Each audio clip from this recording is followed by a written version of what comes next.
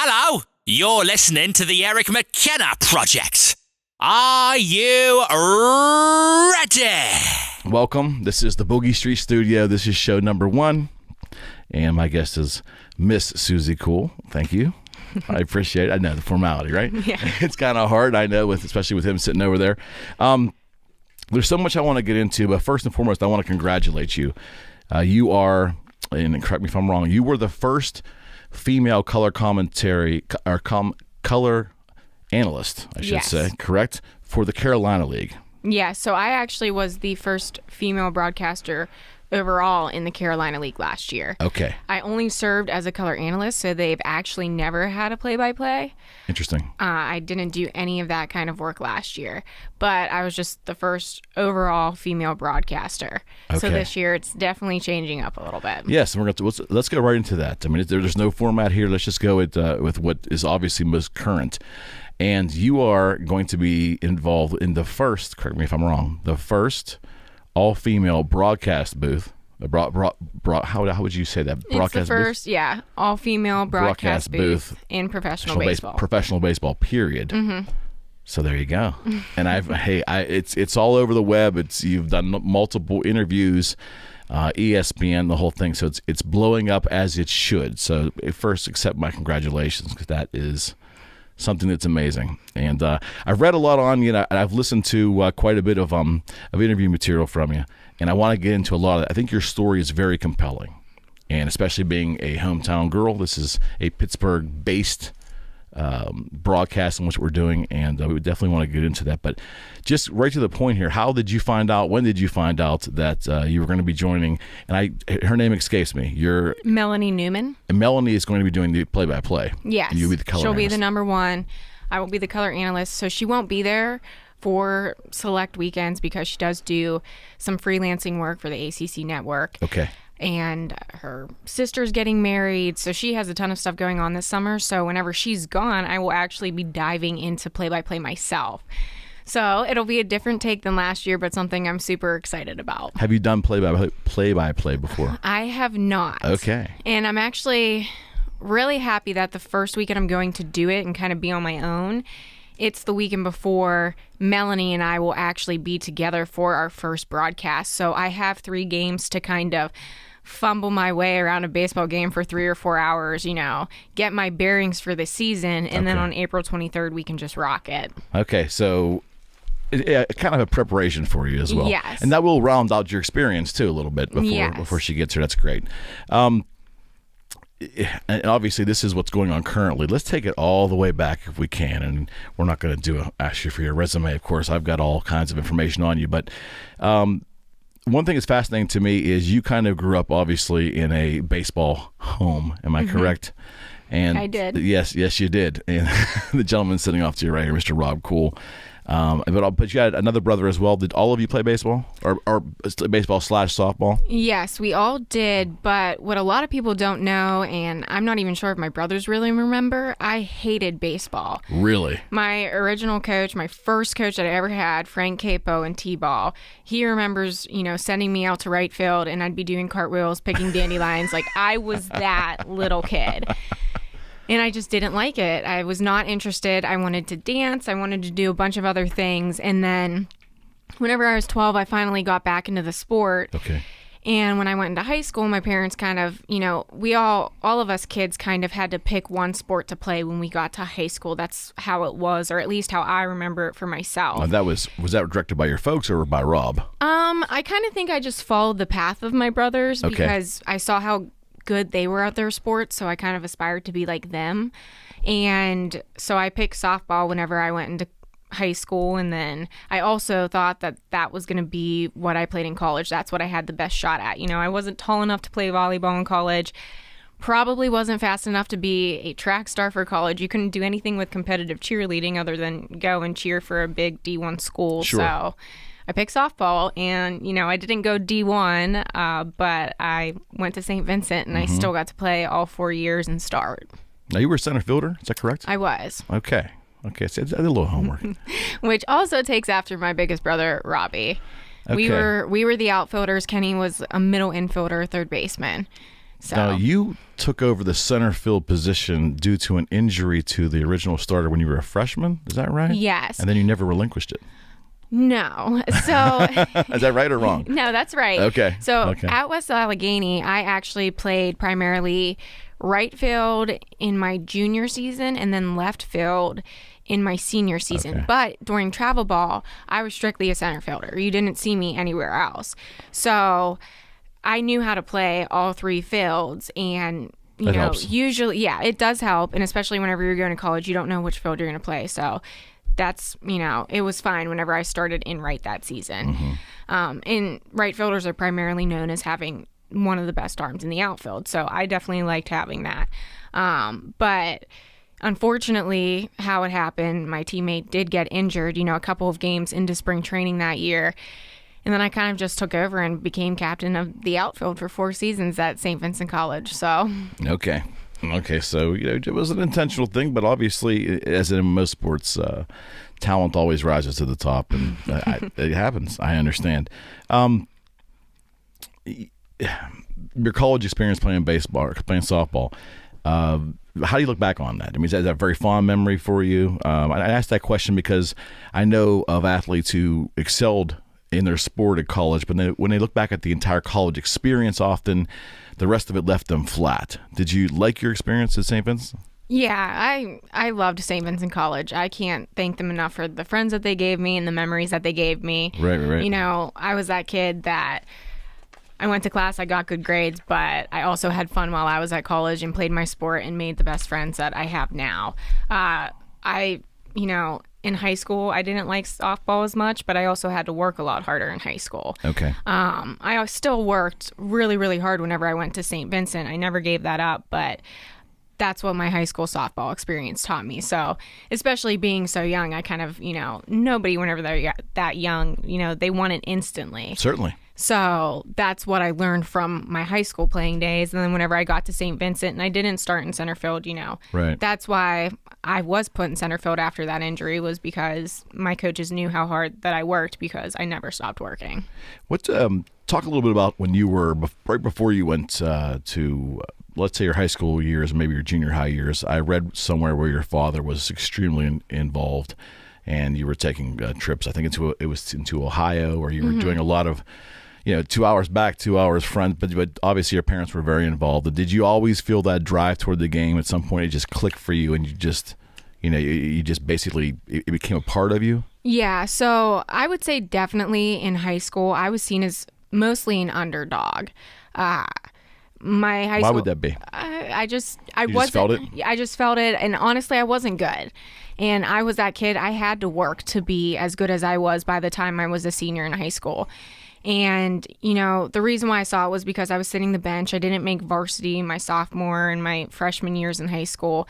And when I got to travel ball, I was still sitting the bench. And when they would bring new people onto our team, they would still start over me, and they just got there. And I had been working all season. Mm-hmm. So it's frustrating as a kid. And it was exactly, as a high schooler, and growing up, it was very frustrating. So that was kind of the point, and that was right after my sophomore year of high school, that my dad and I just said, let's start doing hitting lessons. Let's practice every single night after school. And I did that, and I applied that to my life. And my junior season at West Allegheny, that is what turned my career around. I was hitting home runs. I was starting every single game. It was much different than anything that I had ever experienced there. So I realized all this work was worth it. Okay. Yeah. And again, anything's worth doing, is certainly worth doing well. And the only way you get to do it well, I believe, is if you put the hours in.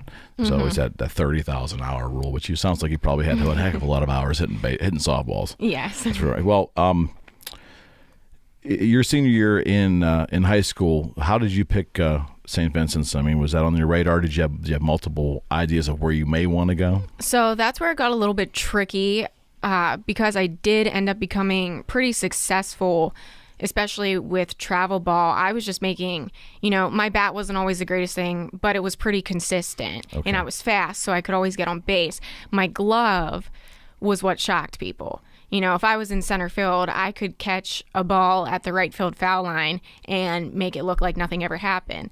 There was a time where I was at the center field fence and I threw someone out at first. Okay.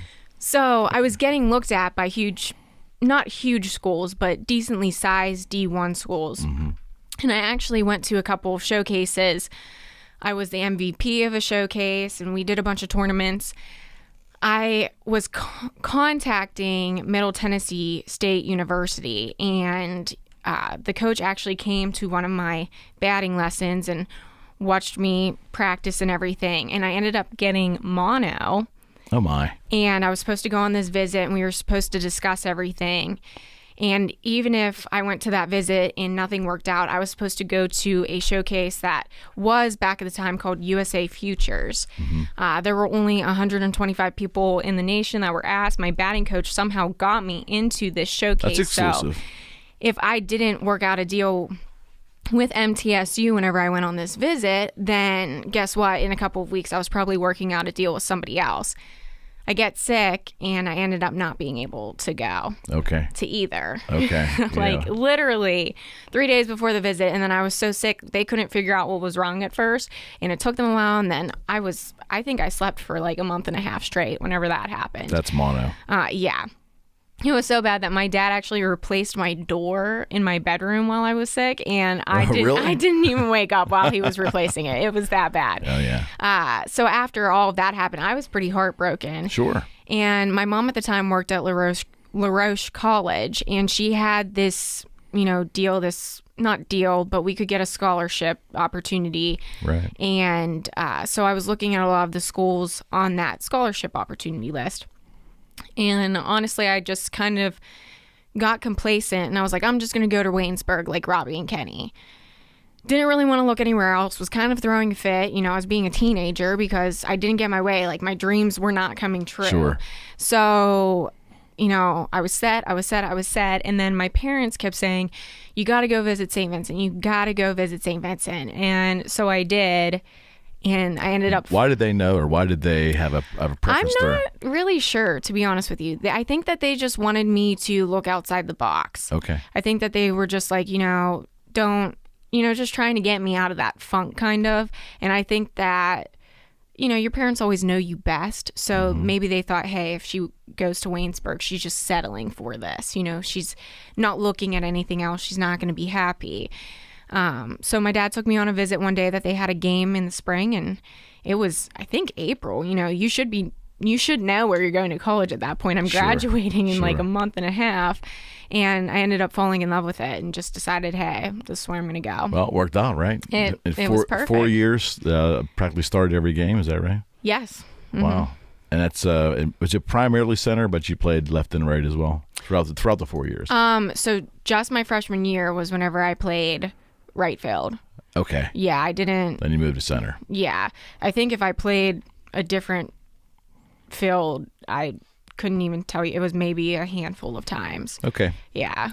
It wasn't much. And it probably was in like spring training, just giving other people some opportunities in center. Okay. Now, did you develop any kind of eye toward broadcasting while you were at St. Vincent's, or did that come later? Because I know you went to Pulling Park for your master's, correct? Yeah. So actually how I wanted to get into broadcasting started back in high school. Okay. So for my English classes, we always had the opportunity to either write papers or do projects, and they also gave you the option to make videos. So we had this camcorder and this little TV that I would cut videos on. It still had a VHS. I mean, this thing was old. Be nice now. But the best part is those. It was this little compact TV that I would cut these videos on with this VHS, and we used to use it in our van going on vacations. Like, I used this with my brothers when I was a baby. So I always made a video, and I thought they were hilarious. I would do these newscasts with this pen, and I called him Benjamin, and we were like partners just talking about stuff. And that was when I knew I wanted to go into TV. Okay. So when I got to St. Vincent, I kind of had the choice to do, I graduated with a degree in communication with a focus in PR and advertising, but there was also another route to go into more of like a film kind of, film editing and that kind of route. I slightly wish I would have done that because I feel that I do more video editing and just, photo editing and all of that kind of stuff rather than the PR side of things. Like, I do deal with the media and I do write press releases and everything, but I also learned that in grad school. So it's kind of it's kind of a weird kind of thing, but I went to St. Vincent and I knew that I wanted to be in TV. I just didn't know exactly what. I have the perfect name to have my own talk show, to be honest with you, but how hard is that? It's hard enough trying to get into sports. I couldn't imagine having my own talk show. And then you never know. Exactly. You never know. And then I was like, maybe I'll do weather.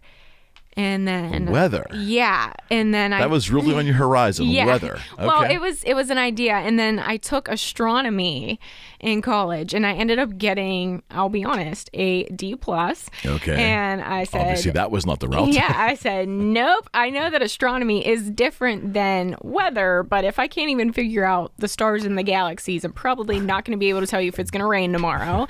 They don't know. Trust me, they don't know anyways. And then that left me with news. And just with everything kind of going on in the world, I like to stay away from that because it's just not me. It's like super serious. And on top of that, sometimes I feel as if people can lie during it. So I never wanted to be like that person. You don't say. Yeah, that people would get angry at because they Right. feel like your opinion is a lie or whatever. Sure. So that did leave sports, but I didn't know that left sports until I actually became a Pirates ball girl. And my first night that I walked out onto the field, which was April 19th, 2014, I walked out onto that field, onto that warning track, looked up into the stands, and I was like, wow, this is what I need to be a part of. I bet. That was the moment that everything came together. Did you start working for the Pirates as a ball girl during your time at Point Park, or had you graduated? I actually was a junior at St. Vincent when it happened. Oh my. Okay. And it's actually pretty crazy. So what another thing that a lot of people don't know is for a semester, because my mom moved jobs, so the scholarship that I ended up getting at St. Vincent, I lost because she no longer worked at LaRoche College. So that was the point where, St. Vincent's not a cheap school. So I kind of had to decide, do I go back here and spend a lot of money, or do I go somewhere else that's going to give me more money? So I decided to take the second option, and I actually went to Allegheny College for a semester. My second practice that I had with the team during fall ball, I got an injury. It was a Liz Frank injury, which is really crazy. You got to Google it. And I couldn't walk for 5 months. So it was pretty disastrous. I ended up having to drop out of school because the doctor said, now at Allegheny, there was not much, there weren't many elevators, nothing. My dorm was on the 6th floor. Oh my. So there was no elevator in my dorm. I was crutching up on one leg. Oh, goodness. All the way to the 6th floor to my dorm. And it was like that with a lot of my classrooms as well. So eventually, the doctors at first told me I could walk on my cast, and then they told me not to because a piece of my bone ripped off the side of my foot. It was an absolute disaster. It sounds like it. And finally, after a month or two of all of this stuff, the doctor said, okay, you can either stay in college and you could walk with a limp for the rest of your life, or you could drop out. And nobody wants either of those options because you don't want to be known as the kid that dropped out of college. But I was. So, of course, I picked my health over college for a semester. Sure. And after that, I just was like, you know what? It's not even worth it to go back, even if Allegheny gives me more money. I was much happier at St. Vincent. Look at what happened to me in like 3 days there. I mean, I wasn't even there for a full week. And Understood. Then all of a sudden I couldn't walk. So when I went back to St. Vincent that January, my friend, my roommate, my best friend, Christina, she told me about the application for being a Pirates ball girl. And we both applied one night while we were sitting in the dorms and everything. And I ended up getting the interview for it.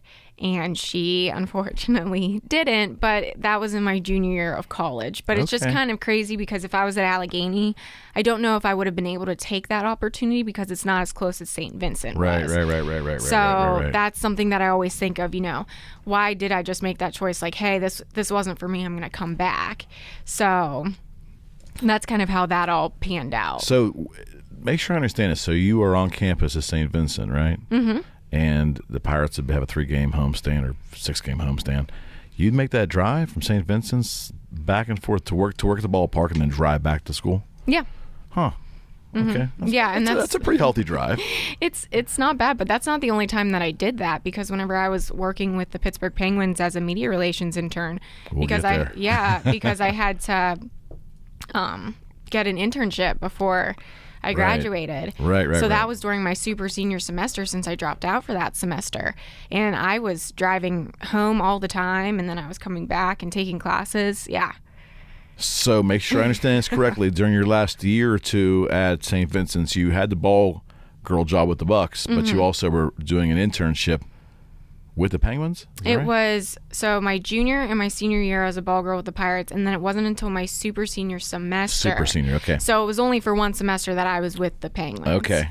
So talk about that for a second. That's a change in sports. I mean, I'm guessing you grew up in Pittsburgh. You've got a sports-related family, and you were a Penguins fan as well? Did you understand hockey? Was it your thing? Well, this is a fun fact. I knew nothing about hockey until that internship. Okay. And how it kind of came about was I had to have an internship before I graduated from St. Vincent. And every internship that I was interviewing for, they were with spas and just places that I had no interest in. So I'd go to these interviews, and this is a PSA, or I guess whatever you want to say. Don't listen to what I did. Every time these people would interview me and then reach back out, I would just never answer, because I was like, I'm terrified. I don't want to work here. And I know that I'm too nice of a person to be like, oh, I don't want to work here. So I just didn't talk. Right. So never just don't answer people. That's not the right thing to do. And I realize that now. I'm not professional, but I'm changed. So experience will do that to you. Yes. So in July of 2015, I, was going into that super senior semester. I needed an internship, and I came across the Pittsburgh Penguins media relations internship, and there were a couple of others that I applied for as well. Well, my boss with the Pittsburgh Penguins actually went to St. Vincent College. Well, that helps. Yes. And I drew this really cute picture of two little penguins. It was Crosby and Malkin, and they were cute. And I gave that to him, and he went to St. Vincent. And then they also liked the fact that I was a ball girl, and people from PNC Park could vouch for me. And sure. All of the Pittsburgh sports are connected. Absolutely. Everybody knows somebody. That's great, though, isn't it? Yeah, it's really, really great. So that's kind of how I got into there.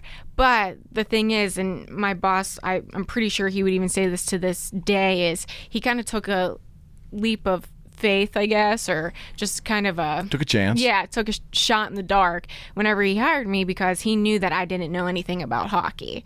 So, but and it's a hockey team. Exactly. And I mean, it's media relations. I'm not just sitting up there taking photos or like editing a graphic here and there. Media relations, I'm not sure if you're familiar with it. You're setting up the entire media level. We were writing game notes that were distributed to the media after the game. I was editing. I read that about you. I was editing graphics after games to make sure that they were published on the PR Twitter account, Instagram account. So talk about that just for a second, because that's something, again, I'm very familiar with social media. It's helped me grow many concerns, and I'm familiar with it too. Didn't really get exposed to Instagram much. I know that seems to be the driver right now. I think with your age demographic, but also with sports teams and athletes in general. Instagram seems to kind of dominate over Facebook and some of the others. So did you find that to be true as well? I would definitely. Or today, do you think it's the prevalent sports-related social media? It is, but Twitter is also really, really big too. Okay. And to be honest with you, it's so crazy because people put these huge paragraphs and stuff and things. I think the best sports content out there is a good picture or a nice graphic, and then it's just some quote that is short and to the point, and that's exactly how it should punchy. be. And because the picture or the graphic should do enough. And that's something that I'm definitely still trying to figure out, because I run all of the social for the Salem Red Sox right now. And that is one thing. I am awful at making copy for it. I am just awful at making captions. I don't know how to be catchy enough with it. I look at other teams and I'm like, this is definitely where I struggle. But then it's also because I have to run all of the social media. Well, that's what I was going to say. The plate seems full there. With the Red Sox? Oh, we haven't gotten there yet, but it seems like the plate's full. It definitely is. But, I mean, if you've read up on my resume and you know me, it's not something that... You're not inexperienced that. You have experience Yes. there. I mean, and I've told this to many other people. If I'm not experiencing that while I'm at work, then I'm almost on edge because I'm like, okay, what the heck can I be doing to better myself or to make myself busy? If I'm not busy, then there's something wrong. That's how I feel. I always need to be busy and need to be doing something. Understood. Just back to the Instagram or the Twitter or whatever the social media platforms the Penguins use, I should know. I follow them. But I've always been amazed by sports teams in general because the content always looks pretty amazing. They have either an in-game shot or they've got something post-game or pre-game, and usually a one-word caption or maybe a sentence. But then I see some teams will also, whoever's running that, sometimes will interact with a couple of the comments that just a couple of them, to give some additional validity or to draw people in too. Is it just part of it? Yeah. So the more that, so say you post one thing and you have all these comments on it, you want to comment back to almost every single one of these people, because then it's going to be popping up in everybody's feed over and over and over again. And sometimes you just comment back to a couple of people like an hour later, and then 4 hours later comment back to a couple more people, and then 2 days later do the same thing. To be honest with you, I just did that on one of my Facebook posts this past week with the Sports Illustrated article from last week. Right. People were saying thank you, and so I didn't answer people for a couple of days.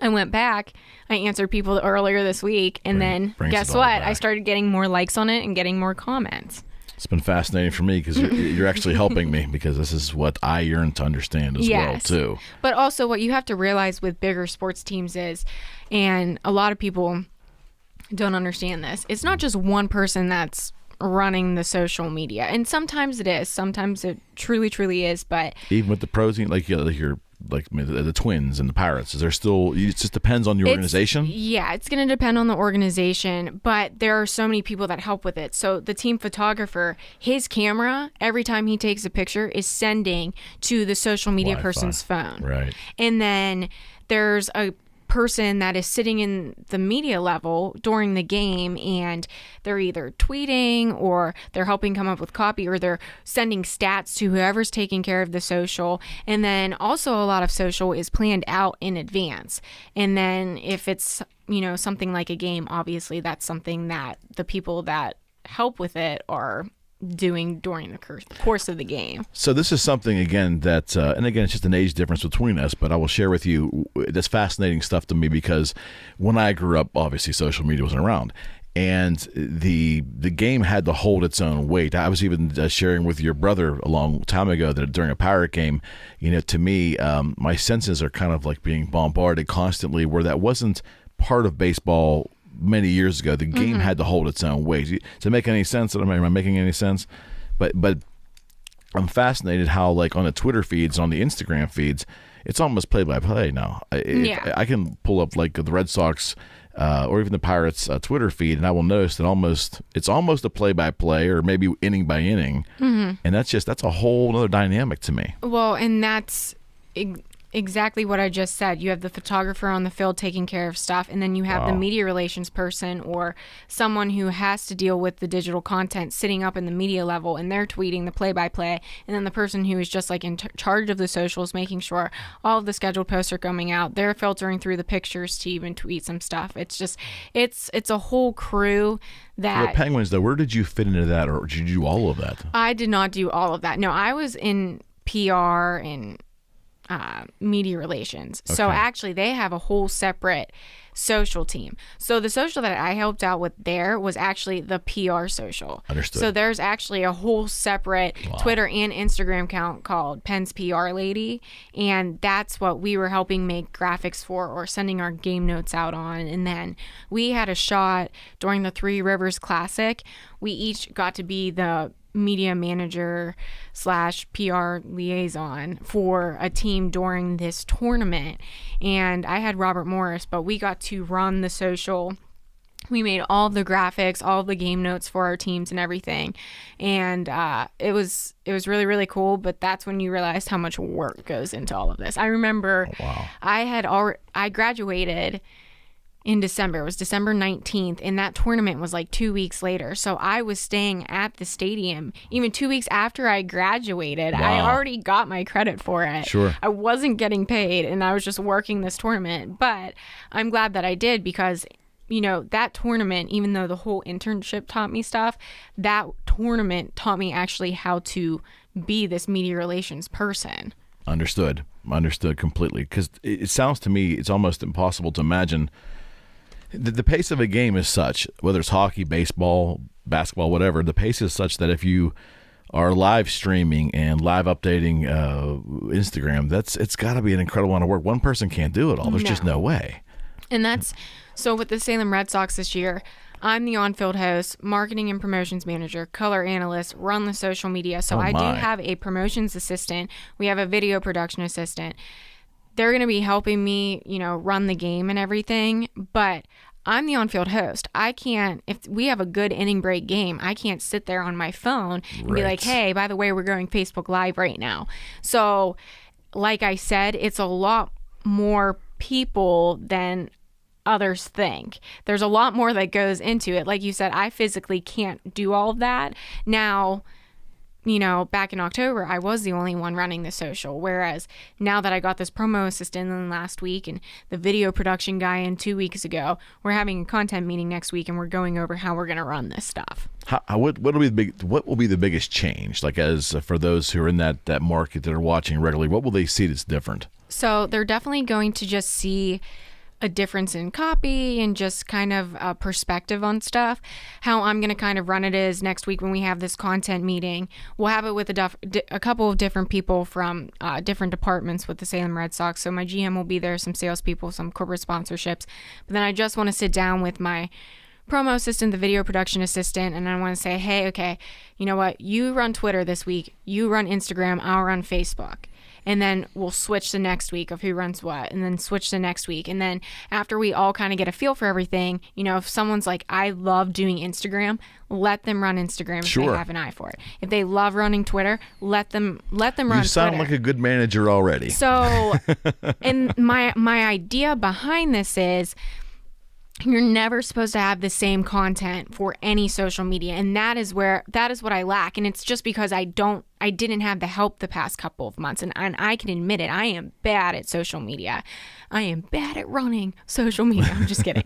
But I can be honest about it. And it's because I'll post an event on Facebook for something and I write this whole paragraph. And how do I change it into 140 characters for a tweet? It's harder than you think. On the run, on the fly as well. Exactly. And, you know, I'm trying to schedule stuff out, and the people that follow the Salem Red Sox on any social account, they're just going to see different voices and just different perspectives. They're going to see pictures taken from a different angle that I wasn't thinking about taking a picture That's from. healthy. Yeah. And what we're also trying to do with all of our graphic content right now, and we're still trying to figure this out, is like the MLB teams, you know, have that uniform look. You know, if this is how we make the lineup graphic, then the lineup graphic should also match how we do the promotional graphics. And then the promotional graphics should also look how we do the, you know, graphics for giveaways, and just everything should match. We should have a uniform look. So we're kind of getting that together now.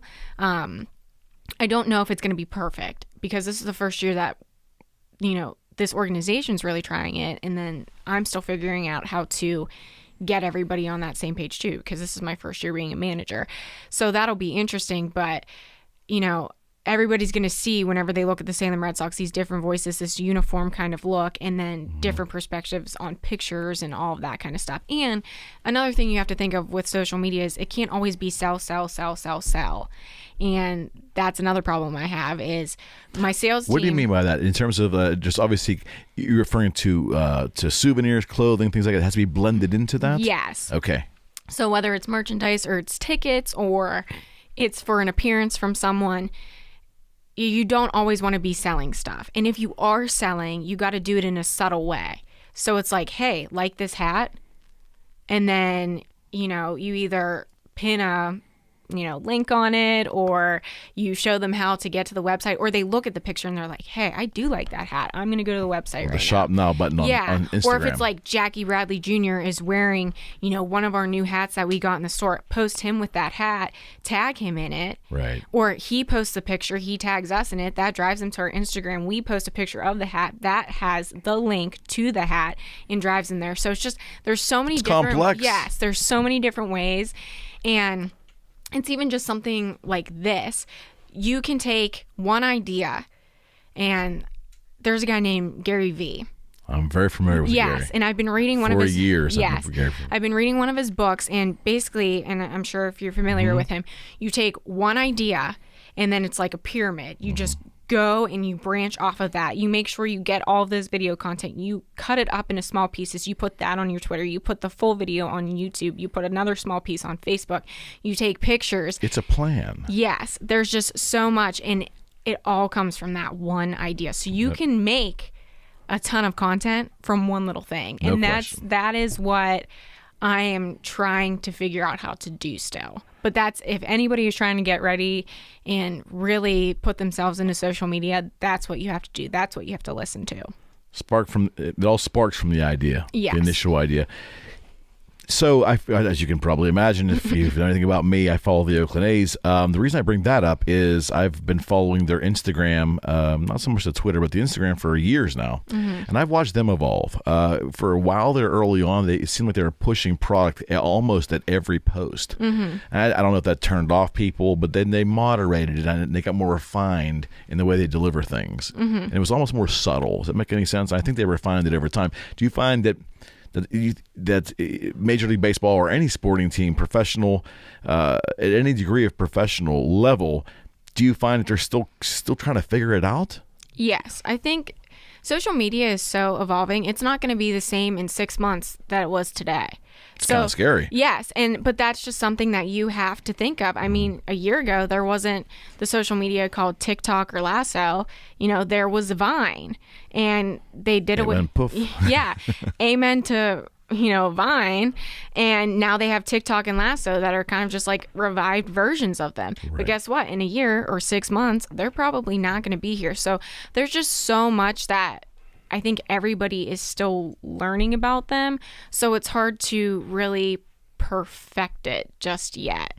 And something that I always tell people, just going back to the selling kind of thing, like you saw with the Oakland A's, is my ticket sales department, they always say, oh, you need to boost this on Twitter, or boost it on Facebook, a ticket package. And I always email them back, and I'm nice about it, but I'm like, I can only sell so much, and I'll say LOL, or I'm going to start asking for commission. But also, like, I can't keep posting sell. Right. And sometimes getting a personal call, like if it's a, kids pack, go ahead and call up a family that has already purchased this and be like, hey, do your kids want to come back? So that's just something that you have to think about too, is there's more personal ways to reach out to people to sell stuff than social media. Sure. Now that might be the most, prevalent place that people see it, but we should be taking other avenues in order to sell it. Okay. You probably, because of your youth, you may not. You've grown up with social media, and I get that.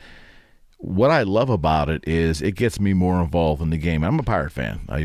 Your brother doesn't believe I am, but I absolutely am. So I followed the Pirates in Oakland pretty religiously. I love the fact that social media brings me different views and elements of the game during the game and post and pre. It's another way for, I think, the fans to connect. And it's, again, I'm an older person, and so I'm looking at that as being extremely valuable because I didn't have it before. Do you know what I mean? But I think it has to be done correctly. It does. And that's something that I'm going to try to bring to the table this year for the Salem Red Sox fans is, and this is an idea that I have for Melanie and I, we're actually going to purchase a GoPro, and we're going to get the, the strap that goes on the chest or the strap that goes on the helmet. So, it's me and Melanie out of BP, and we're like, hey, we're about to go live with Bobby Dahlbeck right now during BP. And then it's like a live look from his helmet or from his chest. And people are like, this is how he sees the ball. Sure. That's thinking out of the box. Yeah. Or even just having it set up for a live stream. We're going to get the Hero 7 black. Oh yeah. And you can I'm live familiar stream. with it. Yeah, you can live stream straight from the GoPro and just having it in the broadcast booth. And, you know, people watching us broadcast, or I'm driving myself to all of the games. So people watching me go on a road trip and us putting together like little stuff, you know, kind of seeing all of that behind the scenes stuff. Sure. So I think the more content that you have like that, and, you know, you see the BP sessions, you see the players signing autographs, you see somebody hitting a home run and you're in the well and you're getting it on the Instagram story. That's the stuff that's valuable. The different views are amazing. Yes, that's the stuff that's valuable that people want to see. Sometimes they don't always want to see the stats or the score. They want to see, you know, the action that's behind the stats and the score. And that's what I just mentioned earlier. That's the huge difference. You nailed it. That's the differential between as a person like me who watched baseball in the 70s, the 80s, and the 90s, and then seeing it evolve in the 2000s and obviously past 2010 now. It's just the involvement in the game. I have an 18-year-old son, loves baseball, and he's just used to being absorbing as much as possible. And I watch him, and I think to myself, wow, I would have loved to have that when Willie Stargell and Dave Parker were playing. You know, or Sal Bando. But at the same time, that almost would take away from those days, because I think about. You think? I do. I really do. There's something special about old time baseball, and actually. Did you ever tell your brother that? Because he doesn't know. I don't know if he believes that or not. Oh, he doesn't believe that. I don't understand why. I mean, it's just baseball is such a special game, and I mean, it sure is. Again, like social media, it's always evolving. You know, they have all these rule changes that they're trying right now in the Atlantic League this season. Give me an example. They are making the bases in the Atlantic League 18 inches now. Huh. Yeah. And what's the thought behind that? I'm not exactly sure. I was reading up on an article about it last night. They're doing that. They're moving the pitcher's mound back 2 feet. They are installing the banning of the shift. So they're tinkering with the game. Yeah, so there's a bunch of rule changes that we could see. You know, everybody's always talked about it. There's no DH, there's something about the DH in there. You pro DH or against DH? To be honest with you, I don't really know, because with the Salem Red Sox, they have it. So change for you. Yes, it's been a change of game for me. Now I'm like, okay, I'm used to it. Whereas, you know, when I worked for the Pirates, I didn't see it. So it definitely has changed my perspective. I do respect giving the pitcher a little bit of a break and, you know, just time to focus whenever he goes into the dugout. But at the same time, there are pitchers that can hit. And a perfect example on the Pirates was Stephen Broad. He was a great hitter in college. So, you know, it kind of takes some opportunity away from guys that do have that confidence at the plate. But there's also changes with, it's something with the DH. They're either taking it away or definitely installing it. They're trying a bunch of different stuff in the Atlantic League. So that's something to definitely keep your eye on. And they're doing that, obviously, in minor leagues first to see how the reception is and how the functionality works, right? Yeah. So I'm pretty sure the whole idea behind it is just making the game quicker. Okay. You know, no question. Yeah, and seeing how it pans. Because think about it, you make a base 18 inches, then there are going to be faster outs, because it's going to take the first baseman, the third baseman, the second baseman, the shortstop less time. That's 3 less inches that they have to run to get an out. Do you think you're more of a traditionalist, or are you more open-minded toward these changes? I don't know. I mean, you have to be determined. Yeah, like I said, I feel like it's always changing, kind of just like social media. And I'm actually used to it. Whenever I played softball, the pitching mound was always 40 feet. And then all of a sudden, halfway through one of my high school seasons, the mound got moved back to 43 feet. And it wasn't supposed to be that way until you got to college. Right. And then they moved it, I think it was like my sophomore or my junior year. And you know, so I've seen changes throughout the time that I've played too. So I think they're just inevitable. The shift is a big thing right now. And I know we're talking a lot of procedural baseball, but you're so knowledgeable. I'm really interested in your thoughts on that. The shift. Are you for the shift thing, or do you think it's quote unquote cheating? What's your thoughts on the shift? I don't think that it's cheating by any means, just because I did play softball. So every time there was a slapper up to bat, I'm in center field. I'm on the edge of the infield, basically playing second base. Understood. So it's not something that I'm unfamiliar with. Now, in the minors, it's very, very frustrating because even though we have all these calculated stats, it's not like being at the major league level where you actually know that Anthony Rizzo hits here X amount of times. Like, you don't know if Santiago Espinal hits here X amount of times. Nobody does. Nobody knows that information yet. So when you see a shift on some of these players, it drives you nuts. So I'm not against it by any means, but I also don't think that there is an actual way to ban it. So you're telling me that bingo, when somebody is bunting, the third baseman can't move up? Because technically that is a defensive shift. So there's just all these crazy things. So you're telling me that somebody consistently hits to the right center gap, that right fielder can't move over a little bit? Like, what, do they have a 10 by 10 foot box that's all that they can stand in? So how do you make this actually happen? That's what makes me curious.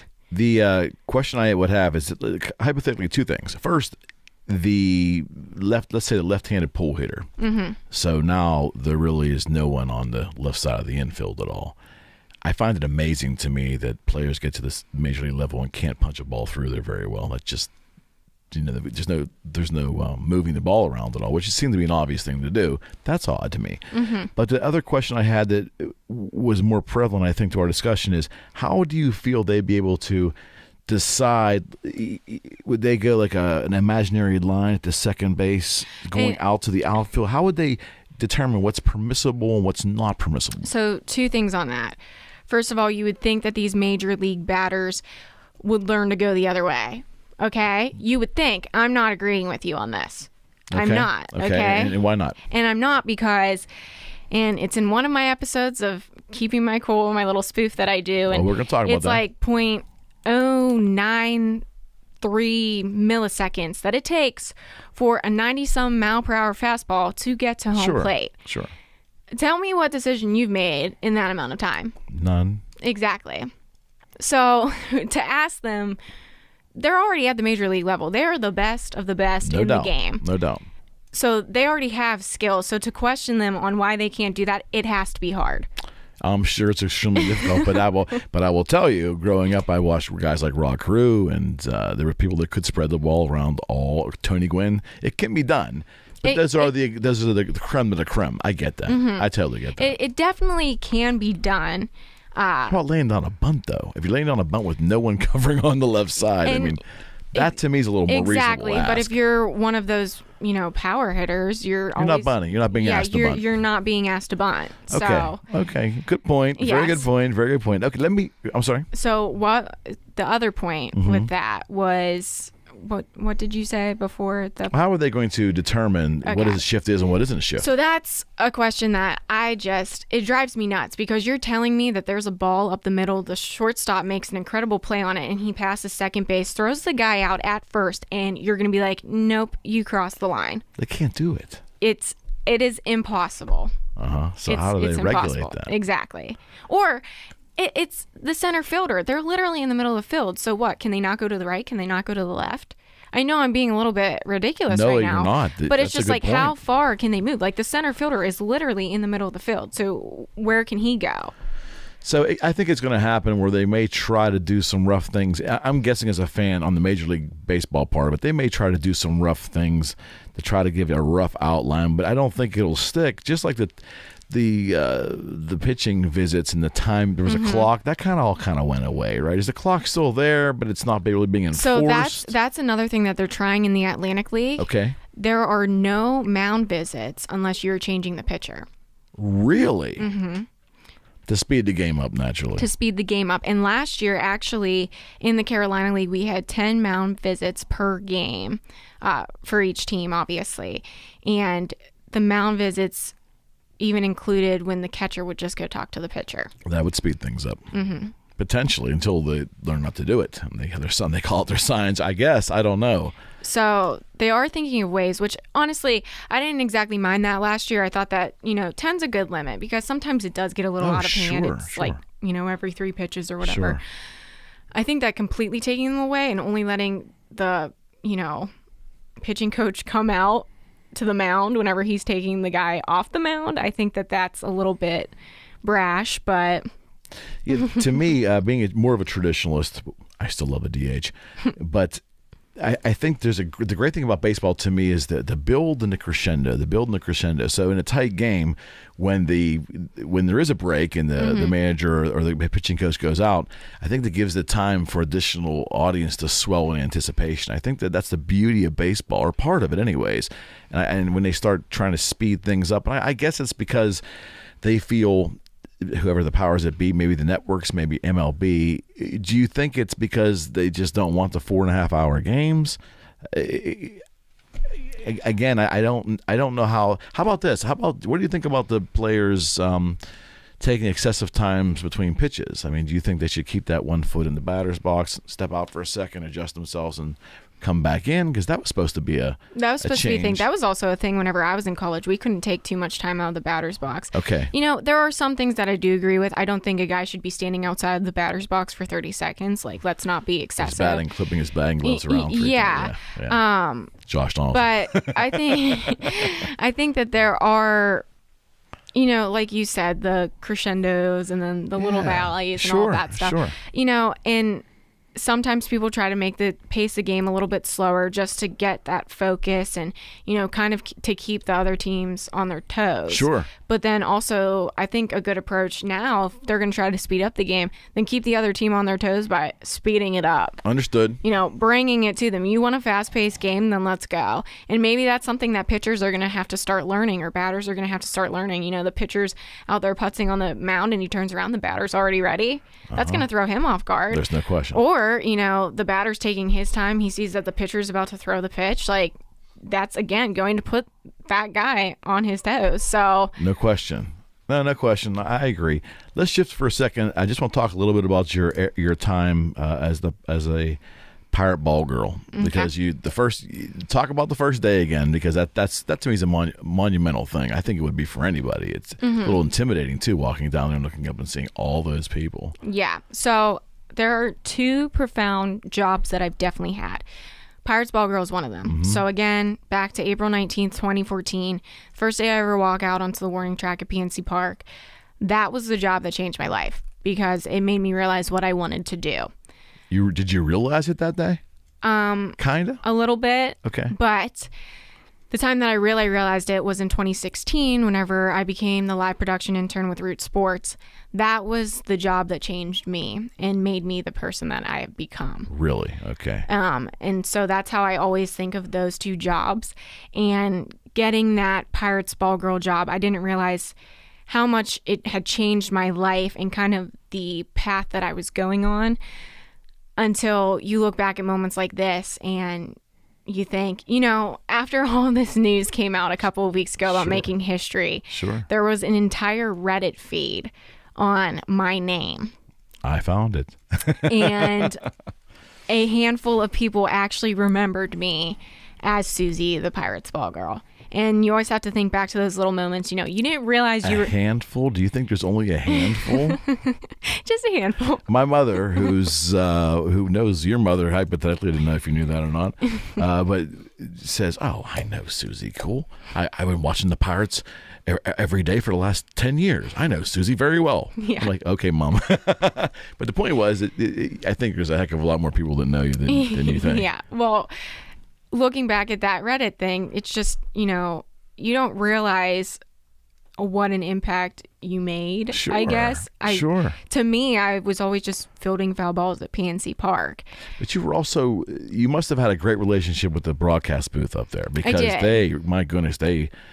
your name was said multiple times for just about every game. Yes. During the broadcast. So, and that came from in 2016, after I got that first internship with them, and then, I was in grad school, and I was also the Pirates Ball Girl, and just being around everybody. And I will say this, I will take this to my grave probably, the people at Root Sports, that is now AT&T Sports Network, they are my favorite people in the entire world. They are my family. They are, whenever I come home for a little bit, see my dogs, give my dad a hug, give my mom a hug, and then I go down to the AT&T office and I spend like 3 hours there. Sure. just because those are the people that I love. So, like I said, my first day as a Pirates ball girl, that was the day and that was the job that changed my life. But the internship with Root Sports, that was the job that made me who I am in this career, who I am at this point. I always say, you know, my parents raised me, but they raised me until now, and then Root Sports raised me through my career. Understood. So that's how I always think of it. There's also a section I noticed of your work history too that you worked for 93.7 The Fan for a period of time as a producer. Is that correct? Are you at liberties as to say what shows you produced there? Yeah. So I produced the Cook and Pony show. Oh my goodness, Ron Cook, one of my favorite people in the world. Oh, really? Oh, most definitely. Okay. So let's talk about this for a second. Absolutely. Okay? So I started as a Pirates ball girl in January of 2014. That was whenever I had my tryout with them, and actually, this is pretty crazy. Tryout. Help me understand. Yeah, listen. Okay, so first I had an interview. Okay. And my boss loved my name. He's like, okay, we're going to send you on to a tryout. I'm like, what the heck? Are you going to be, hitting line drives at me? No, I was trying out for the Bucker Brigade. I had to think of a minute talent. Okay. Which, other than playing softball and being able to talk a lot and draw a couple cartoons, I have zero talents, okay? So I'm like, well, what am I going to do? I decided to dance to Eye of the Tiger with a slingshot and slingshot little baby hot dogs and Reese's cups at everybody. How did you come up with that? I have no idea, because I don't even listen to Eye of the Tiger. That's the worst part. And the best part is I have like 3 songs downloaded on my iTunes playlist, and now Eye of the Tiger is one, because I bought it back in 2014, if you were wondering. Oh my. So, became a Pirates ball girl in January of 2014. Got the Penguins internship in September of 2015. Okay. And then because of the Penguins internship, I networked with a bunch of people at PPG Paints Arena. What happened was I noticed that all of the Root Sports camera guys were down at the Captain Morgan Club in PPG. That's where they were shooting from. So when I would take stats anywhere, I would always be like, oh, I'll go down to Captain Morgan. Because to be honest with you, it was kind of a pain in the butt. Like, you had to go down the elevator, you had to walk through the crowd, you had to go through the Captain Morgan Club. Sure. So no one really wanted to do it, so it was great. They had no idea why I was always going down there. Here, it was to network. And after, I guess being annoying or whatever you want to say, I kept saying, if there's any internships, reach out, let me know. And the best part was these camera guys actually recognized me from PNC Park the last 2 seasons. So it was really great. And once an internship opportunity popped up, they ended up reaching out and I applied for it. What nobody knows is I ended up getting an interview for it. And actually, my biggest brother, Robbie, probably remembers this moment. The day before I had to interview for it. Mind you, okay, let's go back a little bit. Sure. Okay, so I graduated in December of 2015. Okay. And I had the Penguins media relations internship. I'm a Pirates ball girl. But after I graduate, that January 1st, basically my Penguins internship is over. Right. And all I am is a Pirates ball girl. Okay. I've graduated college. I have no idea what to do with my life. Okay. So I decide, because I am a little bit crazy, I'm just going to go back to St. Vincent College for grad school, which nobody knows I went back for a semester so I could be the GA for the softball team. Okay. Yes, that's that new. Is that's a news. Curveball, right? Okay, it sure Nobody is. actually knew that. It sure is. So also, I will commend myself. They won the PAC championship that year. I always say it's because of me. It definitely was not. Definitely was not. But yeah, it was a very cool thing to be a part of. But yes, I actually coached there for a semester.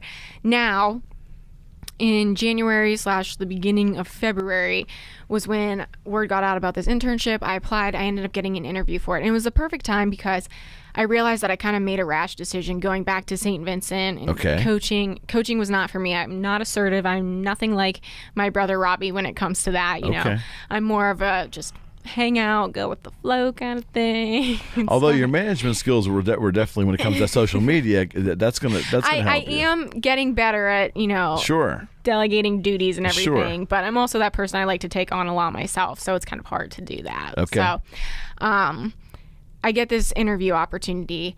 I drive home.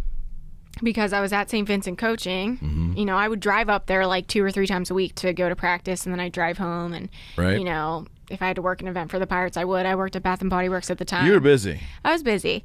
And I drive home one night, and the guy that I emailed for this interview never emailed me back, and he was actually supposed to. So he could give me directions on how to get into the office and get down to Pittsburgh where I could park. And this was before I was very familiar with where to park and whatnot. And so that night I'm looking through my email, and it's saying I never sent back an email to him. So I'm freaking out. Robbie comes in my room, and I find this email, and it's sent back in December. It's February 10th. What are you talking about? Right. This email sent in December. So I immediately emailed Jack that second. Hey, is my interview spot still open for 3 o'clock? I hope so. I still want to come in. I still want to, do this. I don't sleep the entire night. I finally fall asleep at like 6 or 6:30, wake up at 8:30 to an email from Jack Becker, who became my first boss at Root Sports. And he said, your spot did get taken, but you can come in at 11. It's 8:30. Oh, my. We live a half an hour outside of the city on a good day, Right. let alone on a Friday morning. Ouch. Yeah. I hop out of bed. I just got my hair done the day before. So I get some dry shampoo sprayed in my hair. Don't have my contacts in when I'm getting dressed. So I get dressed. I'm in black pants, a green, like a army green tank top, and a navy blazer. Sprint out of my house, and I email Jack back, and I say, I will be there ASAP. He emails me back, which was so terrifying, and said, that was so unprofessional. You'll either be here or you won't. Really? Yes. And I always say the people at Root, so the stories I tell, they sound harsh, but that's how they raised me. And that's why I respect that kind of work. I'd rather you be that with me, because now I realize, never tell anybody, hey, I'll be there as soon as possible. You better be there or you won't. Absolutely. So I email him back, oh my goodness, I will be there. I'm so sorry. Can't find parking whenever I get down there after it takes me God knows how long. So I park at the casino because it's free. I forgot a jacket. So I'm walking in February when it is -2 degrees out probably, in heels, no jacket, a mile to the office. Get in, and I will say I rocked the interview. I did. And this was back before I could have had a website at the time, but it was kind of new to get your own website when you were in college and stuff. So I had binder portfolios from my classes. Hard copies. Yes. And I was like, this is what I did for this project. And then he was asking me. Might not be a bad thing. Yeah. And then perfect enough that I had that internship with the Pens, because he asked me about my knowledge of the Penguins. And then obviously he knew that I was a ball girl, so he knew that I knew a ton about baseball. And, after the interview, I called my dad and I said, you know what, I need a beer. So we went and got beers, and then I think it was that next Wednesday, I got an email from Jack saying, hey, you got it. That's a heck of a feeling. Yeah, and it was just one of those things that now I look back on it, and I think that honestly was an S show. That was not good, but sometimes things are more difficult than they need to be, and then they end up panning out the right way. So I had that internship. I ended up finishing out the semester as the coach for St. Vincent. Didn't go back. And then in August of 2016, that's when I decided to go to Point Park University and get my master's in media communication with a focus in journalism. In that September is when I got my opportunity producing at 93.7 The Fan. Okay, so hold on a second. So that's where we're at now. Okay, now good. This is what I want to get into. And again, the reason why I'm asking these questions is because what I want to do with this show as I go forward is find people that have amazing stories, and I want to find out the reasons why they felt compelled to do certain things. So my question to you was, to go to Point Park, to get that master's, was it more of a personal achievement for you, or did you look at it strategically, like, hey, if I get this may open up another door that I'm looking for?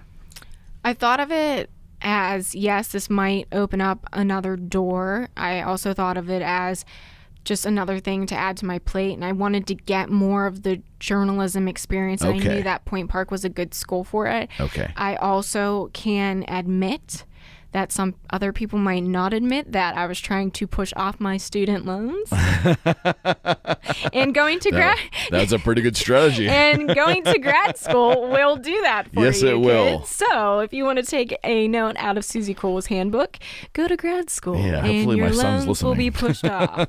So here we are. Hopefully my son's listening. Yes. Hopefully so. But the reason I want to ask that because people go to college for a lot of personal reasons, and sometimes it's a goal. Sometimes they just have that the yearning to learn more about the field that really interests them. But you did view it as that maybe helping be another stepping stone for you? Yes, I did view it as another stepping stone, and then I knew that they were very well connected with a lot of jobs in Pittsburgh as well. They definitely help set their students up phenomenally. You know, Selena Pompiani is a huge name. Sure. Tom McMillan, who worked at the Pirates with me, he's actually a professor there and everything. Okay. So there's a lot of bigger people that you don't realize. There's a guy that just followed me on Twitter that works for the Oakland A's in their digital creative department. Really? And he went to Point Park. Okay. So it's in his profile and everything. It's networking. So, yes, there's people that are with big brands that have graduated from Point Park. It's not a bad school to go to. Oh, no, not at all. Not at all. I got family members that went there way back. Not at all. So 93.7 The Fan. I'm a big listener of the station because I travel a lot. I'm in my car quite a bit, so local sports junkie I am. Ron Cook has been a favorite of mine. I will just want to share that with you going back when I was a younger man, and he was a younger man writing. So Ron's style, didn't know Ron outside of his writing style. It more basically was just it was more of I just liked his writing style, and then I heard him on the radio. That was a whole different, character.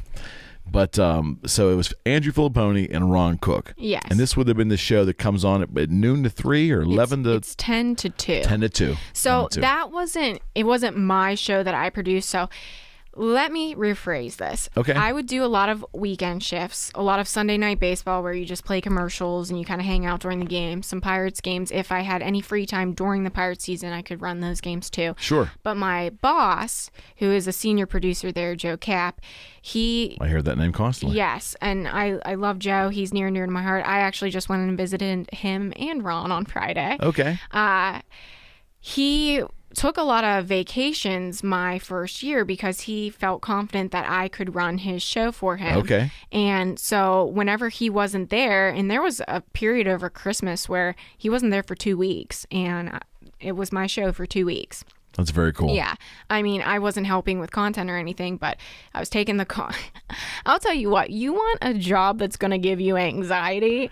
Go and produce at a radio station. That's all I have to say, especially whenever you have two sports guys that are going at it with callers. I mean, Andrew was pretty. Andrew Filipponi, just listening to him on air. He's a little combative at times. Yes. I mean, all sports talk people can be, but it's definitely intimidating, especially when I had never run a switchboard at all. Oh, my. There were more skills that you develop more along the way. skills that you develop. But whenever you're in there, you're taking calls, you're putting them into a log so the guys can see. You're screening them first, right? Yeah, you're screening them. You're making sure that any alerts that go over on the alert system don't go out over air, because then guess what? 5 minutes are going on where there's just nothing, and Andrew and Ron are looking at you like, what the heck did you do? What did you miss? You're making sure that the commercials are playing, so it's not just dead silence. You have to pick a song of the day. You have to write all these notes to email afterwards.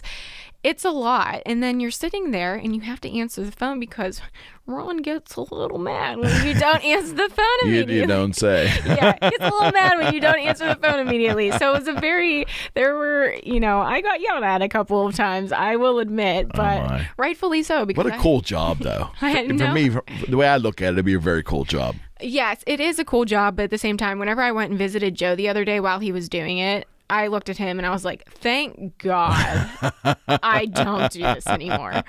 It just wasn't for you, but it was a good experience. Yes, it was a good experience. And if I had to do it again, I would do it again. But I don't know if I would do it, maybe a more laid back kind of environment. Well, you know what I noticed? Not exactly sports. Well, you know what I noticed too, and correct me if I'm wrong. Number one, and I know that you've been off doing your thing too, so I don't know how much you ever get a chance to listen to 937 anymore when you're home.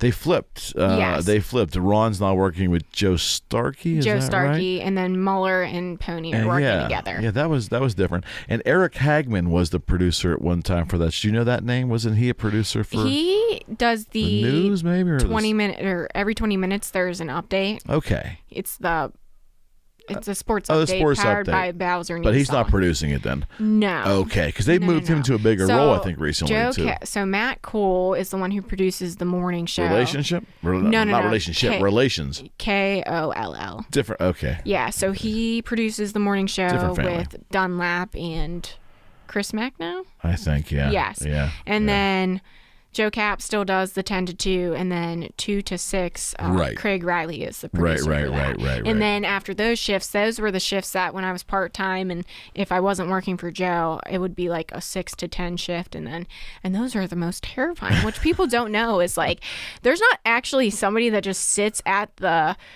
producer booth all night and plays commercials. There's this thing. I forget Is it what automated or? Yeah, it's but you have to put it in the system. And I definitely one night I listened to it on the way back from work, and I did not do it right. And I'm sitting there on the way home like, I'm gonna get an email tomorrow, but I just didn't have the courage to turn around because I knew it was gonna take 78 hours to figure out. Like I would have been there until the next morning when Matt Cole got in. So I was like, absolutely not. We're good. Is that where they head to the network programming, right? Yes. Yes. And you have to put in. It's a whole confusing thing that I knew how to play commercials, answer calls, write notes. I knew how to do most of it, but that was the one thing that I just could not get a grasp on. Really? Yeah. Okay, so we can't see you as a radio producer anytime in your future. Good experience, though, correct? Good experience. If I had to do it, and everybody definitely taught me every step, probably 27 times I could get it, but back then I was kind of too afraid to ask questions and look like an idiot, so I just didn't ask questions, which now I would be like, yeah, I have no idea what the heck's going on, so... But again, you met more contacts in sports in Pittsburgh, too, you know. And that's the thing, so it was funny, I think it was... Pirates Fest 2016. Okay. Yeah, Pirates Fest 2016. My bosses from both of my jobs at the Pirates were there. Mm-hmm. My bosses from Root Sports were at Pirate Fest, and then my bosses from 93.7 were That had to be pretty cool. Yeah. So it was just like all of these people, and it was funny because in the morning I was a ball girl, helping out with some of the booths that were there, and then at night I was helping out in the Root Sports booth. So I literally was there from open till close. Sure. Just working on these jobs. And my bosses were laughing because they were like, you are crazy. And I was like, you are right. I am. We missed something. Riverhounds. Yes. So there are actually two things that we missed. Okay. So one was the Wheeling Nailers. That's right here. Yes. I got that in October of 2016. That was my first ever on-camera job. So another funny story. Really? Yes. Okay. Another funny story about that is I did very little on-camera stuff at St. Vincent, but we did try in the sports department to do a little bit. So when I had an interview with the Wheeling Nailers, I got dressed all cute. I went down to Wheeling. I was prepared for an interview. Right. And then they slapped a script in my hand and they said, "The game's yours, girl." And handed me a microphone. Really? And since it's Wheeling and there's job training, right? Yes. Since it's Wheeling and there's nothing like else going on in this town. The whole town is yes. There. Even though it was a preseason game. Mm-hmm. I mean, that town was excited for the Wheeling Nailers to be back on October 6th, 2016. So, yeah, they slapped a script in my hand and they were like, "Here you go." And I was embarrassing. I was like wooing and doing all this weird stuff on the microphone. I probably still do that stuff today, but I think it's funny now. Do you have that recording anywhere? No, I literally don't have any of my stuff from the Wheeling Nailers because it was so terrifying and I was so bad back then. And I'm still not perfect now, but none of that. It's practice, right? Exactly. And comfort level. And it was perfect because, it was a Penn's affiliate and everything, but it was just big enough to kind of get, my feet wet with it and everything. Sure. So then in November of 2016, that's whenever I got brought on by the Pittsburgh Riverhounds as their in-game host and their reporter. So this is soccer now. This is soccer now. So now you've hit just about everything but basketball. And football. Well, yeah, football. Okay, so, Yeah. but my point being, so did you grow up with soccer? Did you play as a child? No. Did you have any knowledge of the game? No, that was one sport that I knew nothing about. Definitely knew nothing about soccer. Didn't know anything about hockey really, but I didn't even really hear of soccer. Especially like my brothers never touched it. I mean, they did when they were little, but I was too little to remember that. So Okay. it was just something that was not in my family at all. You know, football was, there was basketball at one point for my brothers. Did you find that more difficult because you didn't know the sport as well? Yes. Soccer was definitely difficult to learn, and I still wouldn't even say that I know it after Okay. working in it for a Sure, season. sure. I would say that thanks to one of my bosses, Anthony Meyer, his game notes and his tweets were extremely helpful whenever I had to do my weekly, little updates and, my post-game updates and everything. And then also my boss, Simon Baracchini, thank God for him too, because he helped me a lot. I would write all my own scripts, but then before I went and I did any voiceover, before I did anything on camera, I'd be like, hey, Simon, make sure that this is all right. Right. And he would look over and be like, no, take this out, put this in, or yeah, like you finally got it. Sure, so sure. It was definitely a learning process, but what I did learn is and I'm sorry for any soccer players out there. You're not going to offend me, Annie. Don't worry. I have never been so frustrated watching a sport because I like to think of myself as a pretty tough gal. Sure. Even when I had my Liz Frank injury, I threw off my shoe because it just felt uncomfortable. Right, and then when I right. saw my foot kind of hanging there, I went and crawled to get my shoe back so my coaches wouldn't see. And then they were like, yo, you got to do something about that because that's I not good. think so. And I wasn't even crying. I was like, I don't know what's going on. These guys, I've never seen another sport. You could poke them and they fall to the ground. There's a lot of acting that goes on in soccer. Let me just say. So much acting. I remember I would just sit there and I'd start getting mad because I'm like, there's nothing wrong with you. Get up. And there were players that actually, because they weren't playing, and I probably shouldn't be saying this, but there were players that honestly were just like, yeah, I have this injury and they're out for the season. It's Go just figure. like, yeah. And it's just like, it didn't surprise me though. Any Yeah. other sport, I'd be like, oh, they're going to take themselves out. But in soccer, I was just like, this is what it Yeah. is. They complain a lot. They try to get those yellow cards and then they don't. And then they get mad at the ref. And then guess what? They're perfectly fine 5.5 seconds later. That's interesting. Yeah. So it's all an act. It- not always, but generally Not it always. can be. It can be. To me, as, when I Basketball saw- does that too. They're Yeah. flagrant fouls and all that nonsense. I mean, Yeah. It's definitely an interesting sport. It was very, very what are the challenging. crowds like down there? I've never been to a game. They're not bad. Yeah, it's a beautiful little stadium, and I do love I've the been to the fact stadium. that It's nice down yeah, there. I do love the fact that it looks at the city from a different point. Sure. I mean, I guess you can look at the city from South Side when you go down there and stuff, but it's definitely different than if you're on the North Shore or if you're up at PPG. It gives you a different view that you're not necessarily used to. Right. So that's something that I really, really enjoyed. The crowds, they weren't too crazy. But if it was a big game, they did get, Rowdy. yeah, they did get pretty rowdy. I mean, the suite level was always full, which is where the office building kind of was. Right. Which is right whenever you walk into the gates. Right. All the offices were up there, and then it was the suite level. That was always full and, booming with people. And they have a group called the Steel Army, and they were always super supportive of me. They're still super supportive of me. Right. They always tweet about, the success and anything that they see. So that was always nice. They come with a banner and then they blow.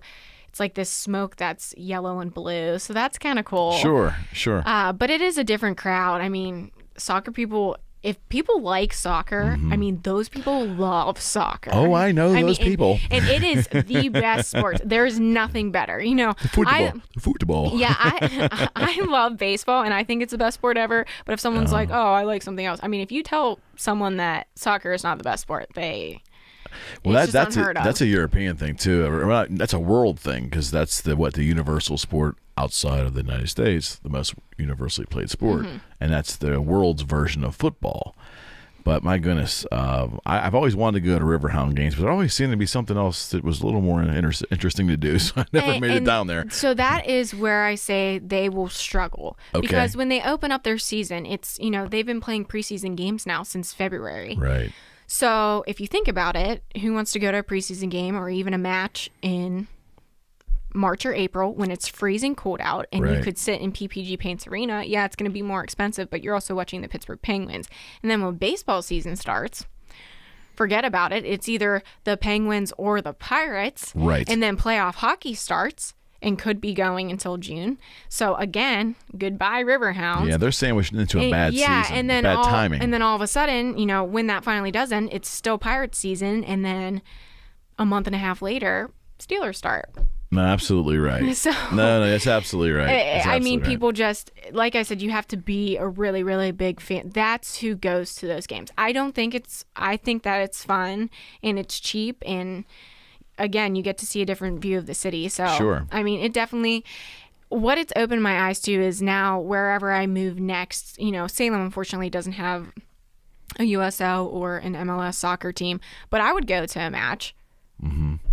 Because I have seen it now, and not that I'm this huge fan of soccer, but I do. It's more of like a relaxed kind of vibe and everything. Working there, you're pretty sure at some point that this is not for me. This isn't. I wouldn't say that it's not for me. If my first real sideline reporting job with, a Fox affiliate was like, you have to go and cover the Charleston Battery. Mm-hmm. I'm going to go and I'm going to cover the Charleston Battery. Okay. But the blessing for you is that you've worked hard enough to actually obtain the job, or you're on the path to get the ultimate job, I'm sure, and we'll talk about that in a second. But you're working on your career path in the sport you love. Yes. That's a huge blessing. Yes. There's no question. And this is always what I tell a lot of people, which is, so I've talked to a couple of colleges and a couple of just clubs of colleges and everything. And the first question I always ask is, who here wants to work in sports? Usually I talk to a sports marketing class, so everybody raises their hand. Sure. And then I say,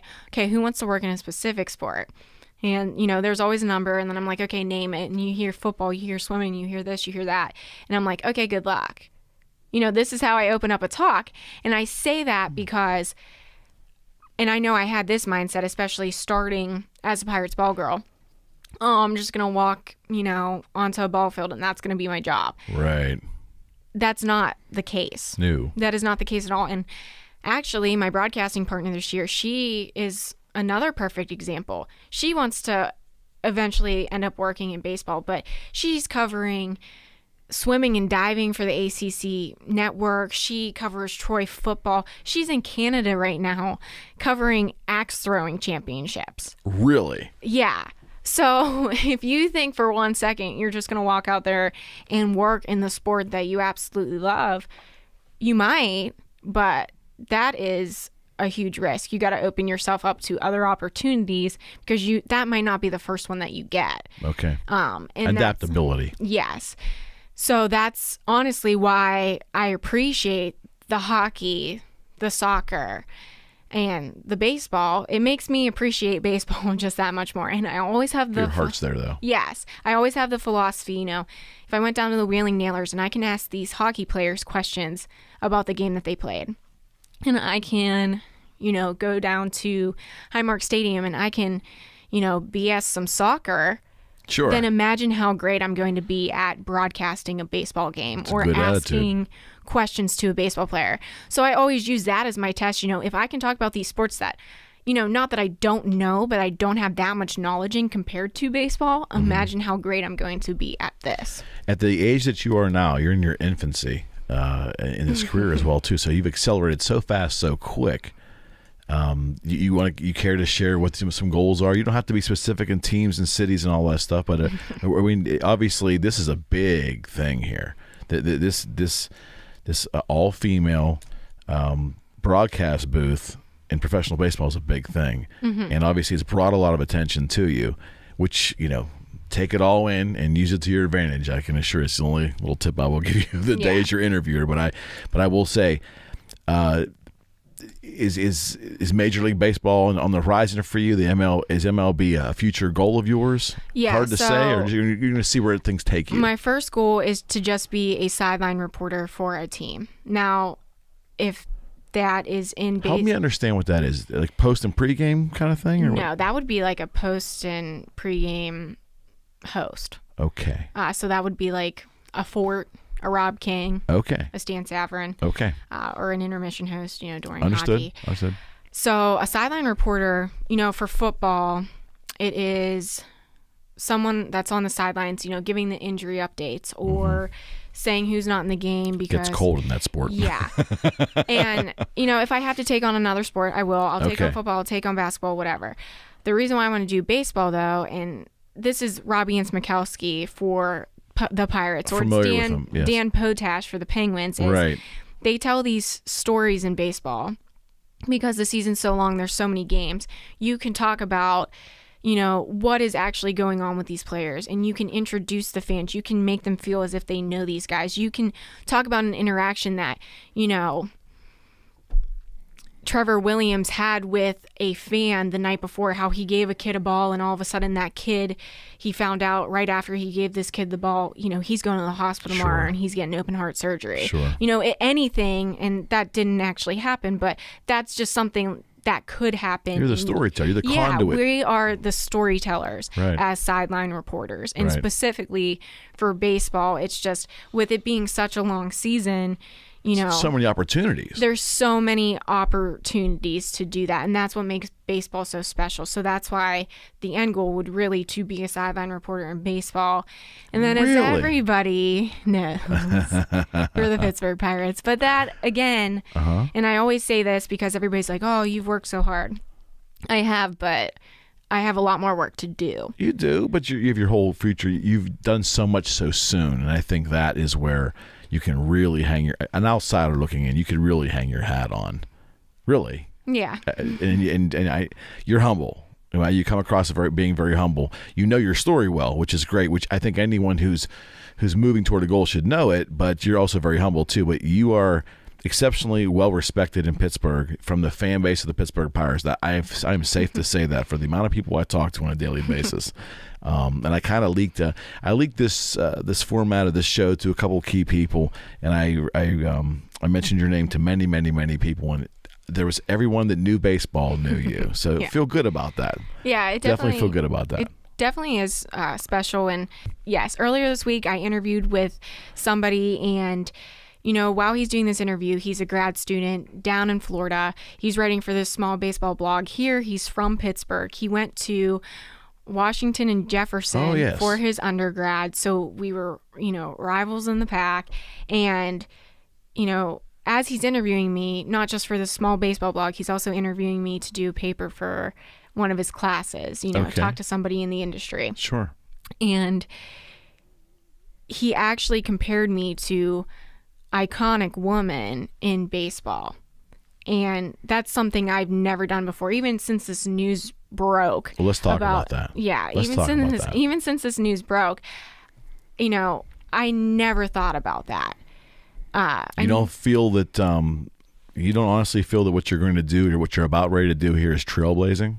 It is, but being that person, it's not how do I word this? It's not how I always want to view it. I want it to be normal. Mm-hmm. I don't want it to be this.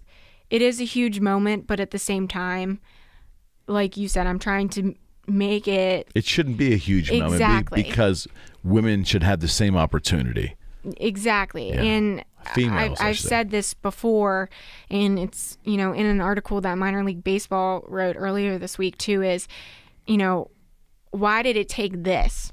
Right. Why did it take this girl from Pittsburgh, Pennsylvania, who had to move 400 miles away from home, that, only has the people that she works with where she's at, has worked all these jobs to come up with this idea and, look at people and say, hey, if we do this, this is going to be huge. And, they still kind of were like, okay. Mm-hmm. And then when the news gets leaked, everybody is like, that is huge. So why did it take that? Right. And I'm on board with what you're saying, absolutely. But at the same time, it has to happen. The first has to be somebody, and it might as well be you, right? And you should take advantage of that 100% too. Yes, 100%. But it's also a thing that, you know, just going back to talking to this kid earlier this week, I didn't realize how big of an impact it was. You know, the stories are everywhere. I online. saw the stories. All the you know, major I see news I articles. see the tweets, but you know, one day you're a story and the next day somebody else is. You know, It's life. and that's the thing is, you know, one day Melanie and I are in the headlines, and then the next day I'm supposed to talk with somebody from minor league baseball, and he texts me and he says, "Hey, Bryce Harper, you know, finally made a deal. I got to get on that." A little reality check. Yeah, a little reality check of where you're at. And that's the thing. I love it. You know what? Give me that. You know, keep me humble. Keep me where I'm at. That's totally fine. And as we had this talk, this kid and I earlier this week, he, you know, before we got off the phone, after he compares me to these iconic people, makes me realize how huge this moment is. He tells me, you know, not only are you inspiring other females in this industry, but you're inspiring men too. Like, Well, certainly. like kids like me. Certainly. And it honestly brought me to tears because I didn't realize that that's what I was doing. And he made me realize it because he's, I think, a year or two younger than me, and he sees me doing all of this stuff in such a short amount of time. And he also realizes, hey, I didn't just wake up yesterday and say, hey, let's do this. Like he's followed my story. And all the work. He sees all of the work. All the change. Yes. And that's what, you know, puts all of these years into perspective, and just, it makes it all worth it. Okay, so before we wrap up, I want a couple more questions for you. Can you talk to me about how you feel about PNC Park when you're there? Do you have a special affinity for that place? I mean, because it's obviously one of the most renowned MLB parks there are, and quite frankly, I've been to a few myself, but it is, and I know we're homers when we say that, but that is one beautiful park, and you've seen it in good weather, bad weather, night, day, hot, cold. You've worked it. I've lived, breathed, slept PNC Park, especially for, you know, prior to last season, 4 seasons. I was there, you know, for a couple of games last season as well. PNC Park is my home. It always will be my home, no matter where I go. And that's something that's pretty special. Yeah, it's a very, very special place to me, you know, and this goes back to all of my bosses working together. When I went to PNC Park, especially, you know, prior to last summer, for those 2 summers before, you know, all of my jobs were there. All of my bosses at PNC Park, you know, my co-hosting boss, my ball girl boss, then all of the people at AT&T were there. And then all of the people from 93.7 were there. Right. So it was this place where everybody that was helping raise me in this career was there and watching it. You know, they saw me on the big screen and they could critique me while I was doing pregame reads, and I'm sitting up in the booth with Joe Block or Greg Brown, and they're like, hey, try this next time you're up there, or hey, you're so much better than that other girl, you know, just to make me feel better. Sure. Or, you know, I'd hear the same response from one of my bosses at 93.7 The Fan, or I'd hear it from Jimmy T, who helps, you know, with the players and just media relations and everything. And he'd be like, oh, like, you are good at this. Or I'd hear it from like Rob King, who witnessed it. So just that place is so unbelievably special. And it's not just because of those people either. I'm a very, very firm believer in you treat the janitor like you treat the CEO. And when I walked into that place, you know, back in January of 2014, I didn't know a single soul. But when I walked back out of that place this past September, you know, I left with not just the people at AT&T or my bosses or my ball girlfriends. I left with janitors that helped, you know, keep that park beautiful and put smiles on my face whenever they would, you know, say hi. And I'd always thank them for everything. Or, you know, the grounds crew keeping the grass as green as they did. And, you know, I had inside jokes with them. If I could balance a rake on my finger for 30 seconds, I could be a part of the grounds crew. Well, guess what? That was a lie, because I actually did it in September and I'm still not on the grounds crew. Okay, Matt Brown, I'm still not on it. Or even just the ushers, you know, letting my biggest brother Robbie sit near the field, or even some of my closest friends or my dad. Can I give you a quick story? And in 2014, it was a very, very cold night. I took my son to a game. We sat down, and actually the only seats we could get that were good were empty, the wheelchair section down there. We sat there. You gave him a baseball. He still has it. Yep. And I took pictures there, and you were sitting there, and it had your name. It was you.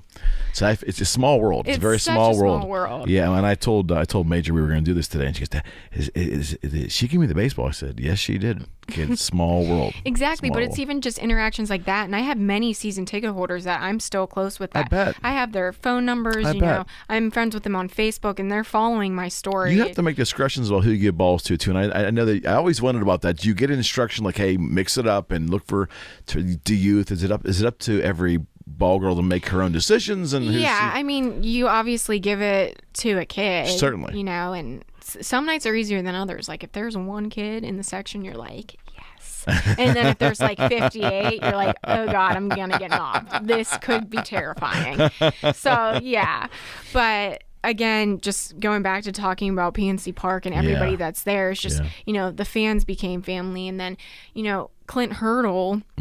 Came across, he talked to American Airlines at one point, and he met my mom, and now every single time he sees me, how's your mom doing? How's Diane?